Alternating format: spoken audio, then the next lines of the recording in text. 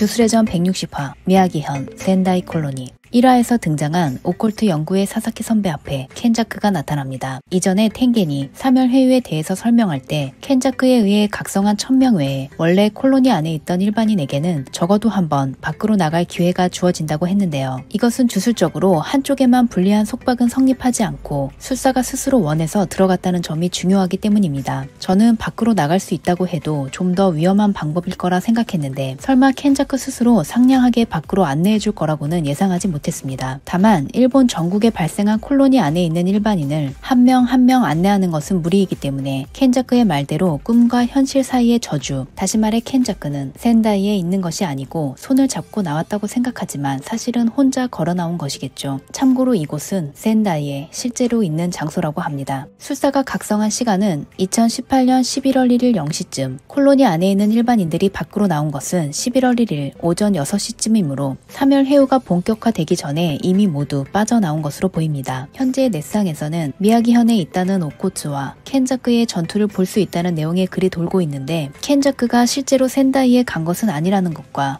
오코츠가 미야기현으로 출발한 것은 11월 9일이므로 날짜도 다르기 때문에 두 사람의 전투는 없다는 것이 제 생각입니다. 하지만 오코츠의 여동생이 미야기현에 살고 있어서 동생과 만났을 가능성은 있을 것 같네요. 새로 알게 된 사실은 콜로니의 범위가 반경 5-6km 정도라는 것인데요. 이것이 모든 콜로니에 해당하는 것인지 아닌지는 알 수 없지만 제가 생각한 것보다는 크기가 작았기 때문에 이 정도라면 목표가 되는 천사나 카시모, 히구르마를 찾는 것은 그렇게 어렵지 않을 것 같습니다. 주술회전 초반 모브 캐릭터라고 생각했던 사사키 선배가 왜 다시 등장했나 했더니 켄자크가 폭탄 발언을 했습니다. 지난 영상에서 말씀드린 것처럼 이타도리가 스쿠나의 손가락을 먹은 것이 모두 켄자크의 계획이라면 사사키가 이타도리의 동아리 선배인 것을 아는 것도 당연한 일입니다. 지금까지 이타도리의 기억 속에 있는 여성이 켄자크에게 몸을 빼앗겼다고 확실히 말할 수 없었던 이유는 그 여성의 이마에 있는 실로 꿰맨 자국이 켄자크의 그것과 많이 달랐기 때문입니다. 공식 팬북에 따르면 꿰맨 자국은 속박으로, 켄자크는 반전 수식 사용자지만 남의 몸을 빼앗을 때는 속박으로 인해 그 상처는 고칠 수도 숨길 수도 없는 것 같습니다. 그런데 여성의 상처는 꿰맨 자국이 아물고 있는 것처럼 보이기도 하고 오래된 상처로 보이기도 하는데요. 첫 장면부터 눈치채신 분도 있겠지만 켄자크의 이마에 있는 실로 꿰맨 자국이 이전과 달라졌습니다. 어느 쪽이냐 하면 이타도리의 기억 속에 있는 엄마로 예상되는 여성의 상처와 비슷해졌죠. 160화 한정인 건지 앞으로도 이렇게 그릴 생각인 건지 모르겠지만 자기 입으로 아들이라고 말했으니 켄자크가 엄마라는 것은 이제 확정이라고 봐도 될 것 같습니다. 주택 구상도처럼 피를 섞은 것이 아니라 여성의 몸을 빼앗아 이타도리를 낳았다는 것이 되는데요. 여기에는 세 가지 가능성이 있습니다. 먼저 143화에서 이타도리 와스케는 진에게 그 여자만은 그만둬라, 죽는다. 네가 아이를 원하고 있던 것도 카오리와의 사이에서 그게 이루어지지 않은 것도 알고 있다. 하지만 카오리가 죽은 건